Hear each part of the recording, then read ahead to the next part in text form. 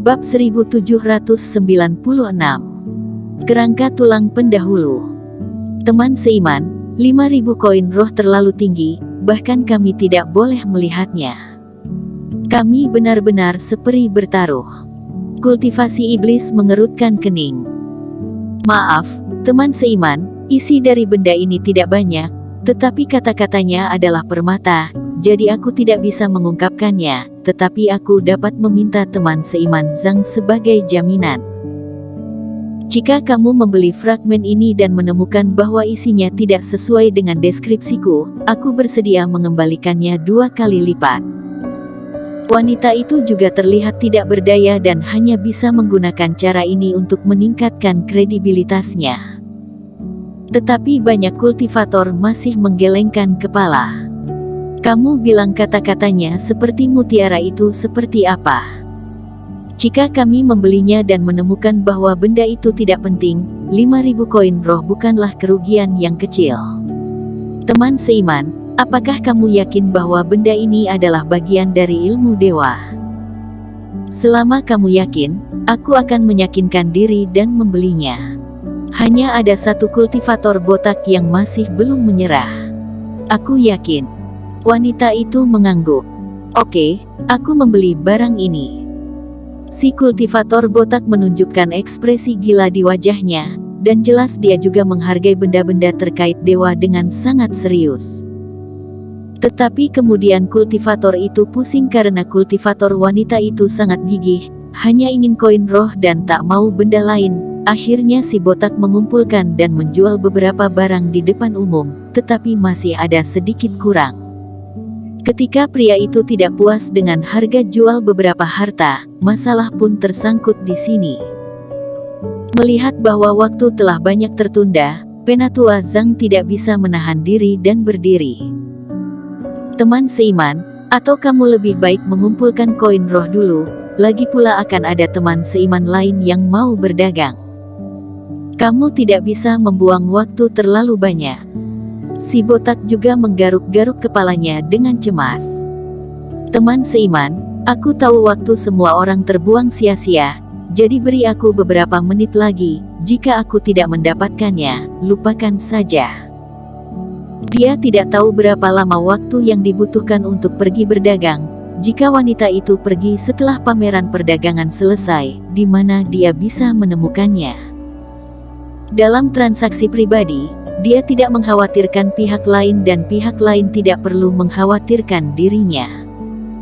Memikirkan hal ini, si botak menggertakkan giginya.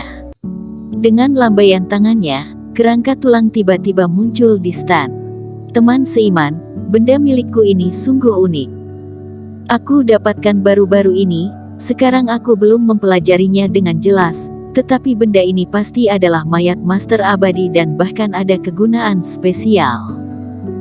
Pria botak menunjukkan benda, menunjuk ke kerangka putih dan memperkenalkannya. Eric Kin juga melihat, tubuh kerangka itu tidak lengkap, hanya bagian atas tubuh yang tersisa, dan hanya memiliki satu lengan.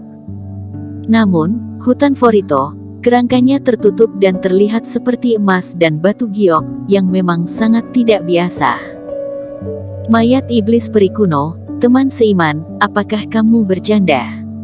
Penipuan semacam ini sudah ada selama bertahun-tahun, teman seiman tidak perlu melakukan ini lagi. Walaupun kekurangan uang, tapi aku adalah kultivator di fase transendensi dan bukan pria penipu, siapa yang tidak akan percaya? Namun, setelah pria itu selesai berbicara, banyak kultivator yang tertawa beberapa saat, membuat kulit pria botak memerah, dan dia terus menjelaskan, tetapi tidak ada yang percaya.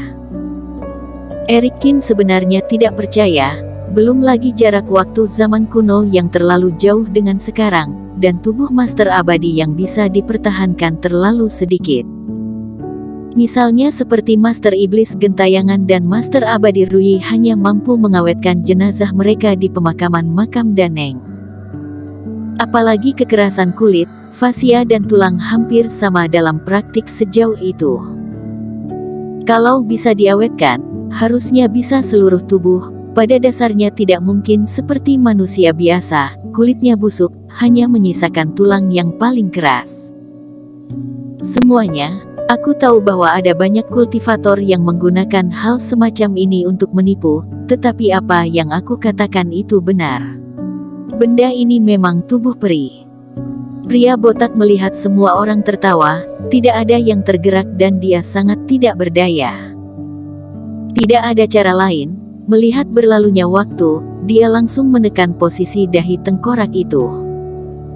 Semua orang, identitasku tidak dapat diungkapkan, tetapi aku telah mempelajari iblis peri kuno dengan sangat mendalam.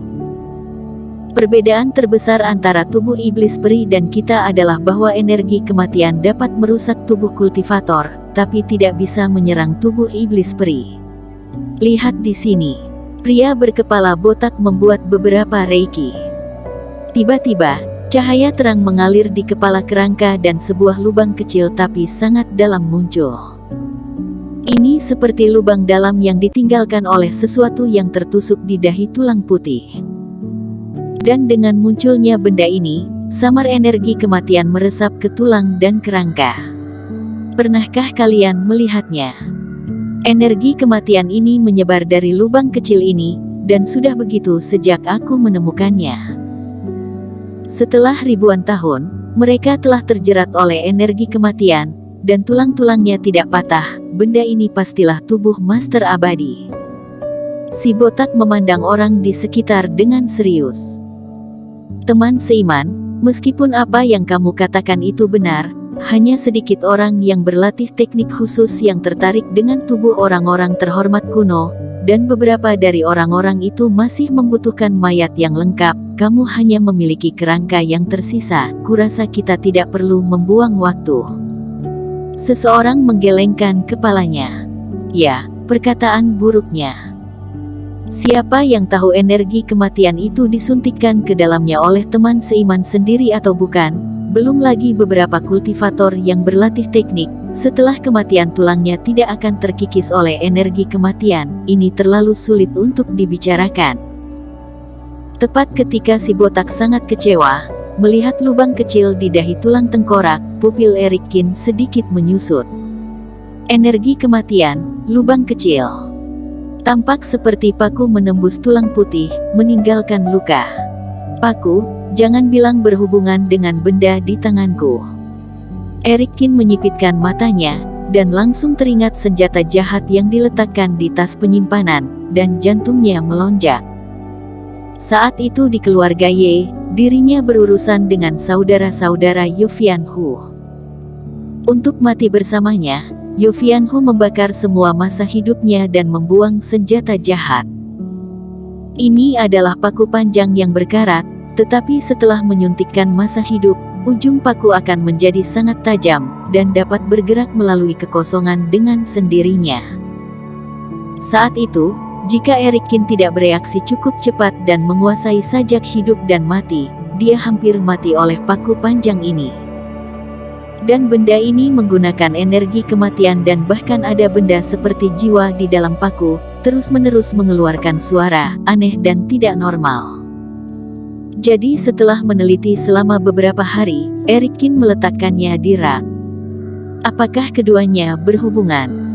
Erikkin menjilat sudut bibirnya, matanya berkilat berpikir. Jika paku dan kerangka itu benar-benar satu, lalu kerangka itu terbunuh oleh paku. Dan cara membunuh kultivator dengan paku adalah dengan menuangkan energi kematian ke dalamnya, kemudian kerangka itu abadi. Apakah itu membuktikan bahwa si botak itu benar? Teman seiman, bisakah aku melangkah maju dan memeriksanya? Tepat ketika si botak sangat kecewa dan hendak pergi, Erikkin tiba-tiba berbicara. Banyak kultivator sedikit terkejut dan memandang Erikkin. Sebelumnya, Erikkin sangat pendiam, kecuali membeli rumput ajaib yang tampak transparan. Tanpa diduga, tertarik dengan yang palsu sekarang. Tentu saja bisa, asalkan teman seiman tertarik. Si botak sedikit heboh. Itu hanya sebuah tulang, bahkan tidak bisa menahan energi kematian. Dia tidak takut disentuh oleh Erikkin dan jika Erikkin tidak sengaja mematahkannya, barang ini justru bisa dijual. Bersambung.